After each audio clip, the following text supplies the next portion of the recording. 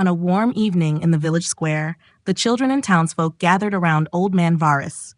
His beard was long and white, and his eyes twinkled with a lifetime of knowledge. Every century, it was said, was written in his bones, as though he had lived through all of history itself. Tonight, under the stars, he sat in his old wooden chair, preparing to share tales of the world as it had evolved over the past 5,000 years. He smiled, leaning forward with a knowing look.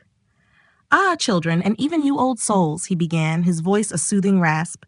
"Tonight, I shall tell you the story of human history itself, how it all began, and how, over millennia, we built, invented, destroyed, and rebuilt the world we live in. Listen closely, for this tale spans 50 centuries. Every 100 years, something new came to life." Part 1, The Story of the Ages. Varus's eyes twinkled as he spoke. 5,000 years ago, we were just starting to understand the world. In 3000 BCE, in Mesopotamia, our ancestors invented writing. That was where it all began. They wrote on clay tablets, recording everything, laws, trade, stories, he chuckled.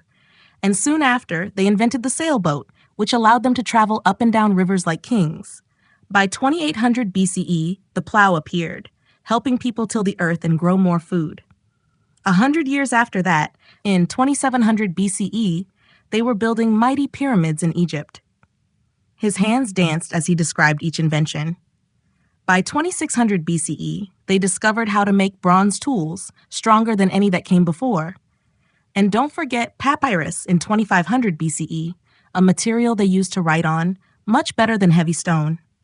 He continued, speaking of the rise of the abacus, the invention of brickmaking, and the chariot, which revolutionized how they fought and moved. He told them about the water clock in 2200 BCE, how it measured time by dripping water slowly. You see, in each century, something changed. In 2000 BCE, the chariot was perfected. Around that same time, in Egypt, they began experimenting with glass, and soon after came the invention of the sundial and the mighty Hammurabi's code, the first great set of laws. Varus paused to let the children absorb the enormity of what he'd said so far, then pressed on, his voice growing more animated. Part 2, The Age of Kings and Empires. In 1600 BCE, a new material arrived, iron. The Hittites learned to smelt it, creating stronger weapons. By 1500 BCE, the Egyptians were performing surgeries with their surgical instruments. Oh, and the Greeks began to create aqueducts to move water from the mountains to their cities in 1300 BCE. Varus recounted the Phoenician alphabet of 1200 BCE, which simplified writing so much that it spread across the Mediterranean. And in 1000 BCE, the iron plow helped the Chinese cultivate fields more efficiently. That was the time of the steel sword in India, Varus said proudly, his voice low and reverent. But let me tell you, the invention of coins in 700 BCE was a game changer. Suddenly, there was money. You didn't need to barter anymore. You could pay in little round pieces of metal, he said, making a gesture of dropping coins into a pouch. His tales then wound through the creation of the compass, the invention of the crossbow, and the rise of democracy in Athens around 500 BCE. Part 3, The Age of Conquest and Renaissance.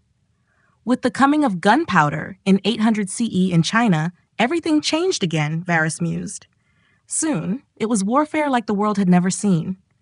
But we didn't just stop there.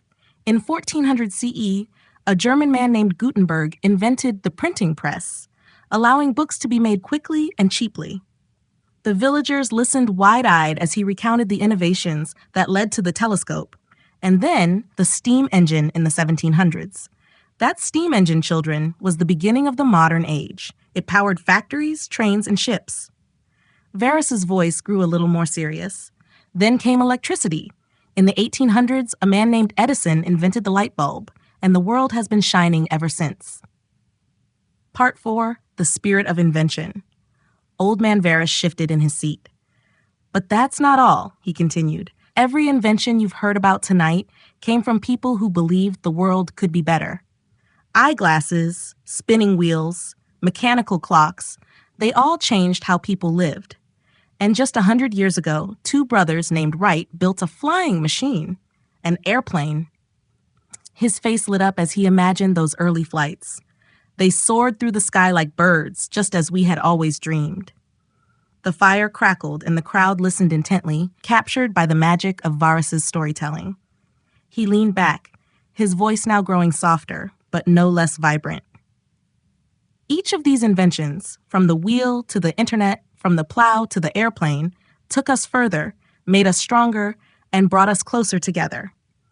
Every 100 years, humans reinvented themselves. And remember, he said with a grin, it's not just the inventors who make the world move forward, but all the people who build on those inventions. Someone invents the wheel, but it's you who finds a way to make it spin faster. He stood up slowly, stretching his tired bones, his eyes still sparkling with the depth of 5,000 years of stories. That, my friends, is how we came to be here today. A long journey of learning, creating, and dreaming. With a final nod to the crowd, Old Man Varus turned to walk home. The children and townsfolk remained, eyes wide, soaking in the knowledge of the centuries, as though they had traveled through time with the old man himself.